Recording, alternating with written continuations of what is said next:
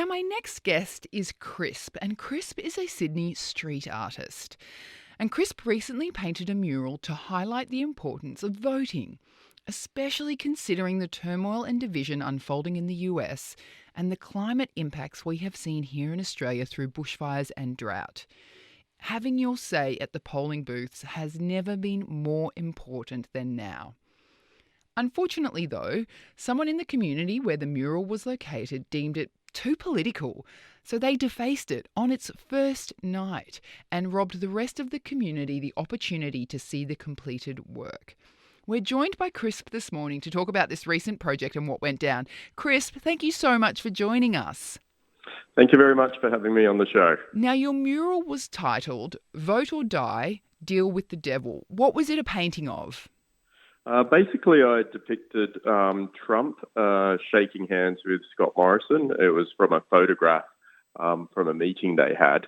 And they were basically sitting upon a pile of skulls with oil and oil cans around them, fire behind them, and also ash around the ground, all around them. I actually designed the piece at the start of the year during the bushfire situation that was occurring over here.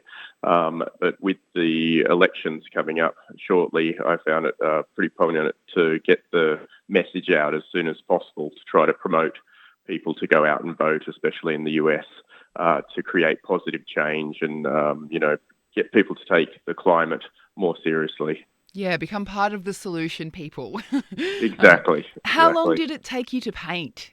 It took me a day. So it was a couple of weeks ago. I painted the wall. And I actually got permission to paint the wall because I'd painted one there previously. But I didn't actually tell them what I was painting. Because I do find it's quite difficult to paint socio-political type message murals in Sydney. People tend to seem like they're quite scared to show a political view or message. So I didn't tell them, and the owner of the establishment wasn't very happy about it. And he actually said he'd probably have to remove it in several days, but he was happy for it to roll for a little while so people could, photograph it and see it. But unfortunately, someone got in before him even and defaced it that evening. Wow. I mean, I'm good on him for saying, okay, I'm going to leave it for a little bit, but, Yep. I appreciate what you've done because you painted it and paid for it all yourself. So, you're investing your time and energy and resources into painting these murals. Yeah, exactly. For me, street art and urban art is a form of protest. Sure, I do commission walls too, to pay the bills at times. But ideally, I like to do murals that, promote discussion or people thinking about different things that are happening in the world today. And I think that's a very important topic at the moment.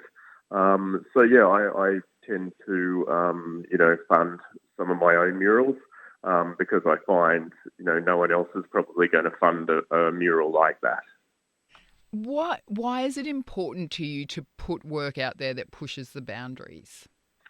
Because I don't think in society today, public art, we don't get a chance to see other views.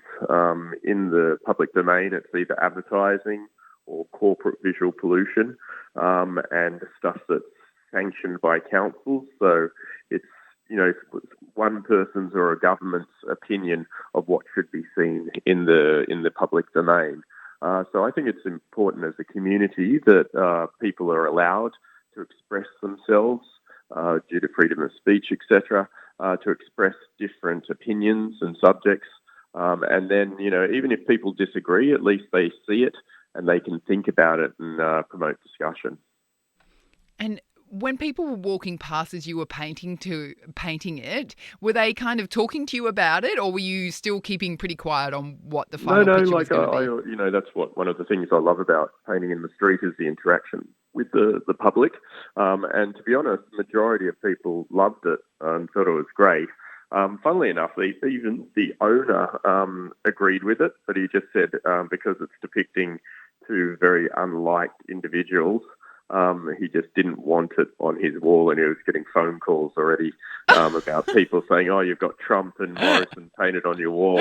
And I think some people, if they drive past, they just see the image of them, and they hadn't seen and looked at the actual message it was giving, because it's fairly anti their politics, and highlighting the fact that I feel they're asleep at the wheel in terms of environmental issues.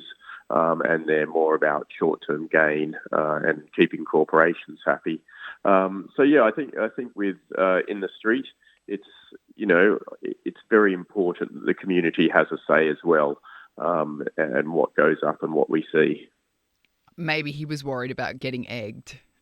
Yeah, I think also he might be involved in some property deal that's going on there at the moment. Oh. So I think it's the case of trying to keep everyone happy. Yeah, fair which I just find Sydney is, because I lived over in the UK and over in Colombia for a long period of time, where you do find a lot more socio-political art, whereas in Sydney I find it's quite watered down. I was going to say, we're pretty bland, aren't we? Well, there's some beautiful artwork. There's some great artwork, but it's all very aesthetic and beautiful and pretty murals. Yeah. There isn't too many gritty socio-political murals. I think you can count on one hand how many street artists are doing, quite raw political stuff. And that's a shame, I think. I think, it's important that dialogue is happening in the street. What's the next mural you're keen to paint? Can you let us know? Well, actually, because I'm a healthcare worker as well and work on the front line, I'm actually going to do a mural in support of healthcare workers, awesome. especially during the COVID situation. And obviously, I'm not too happy about the government, saying that they're all healthcare heroes, but they can't give us a pay rise. So I've got a mural to make a point about that as well. But obviously, it's the case of trying to find a wall to paint it. Yeah, right. Because you you have the idea and you can have the paint, but you need the canvas, which is a wall somewhere.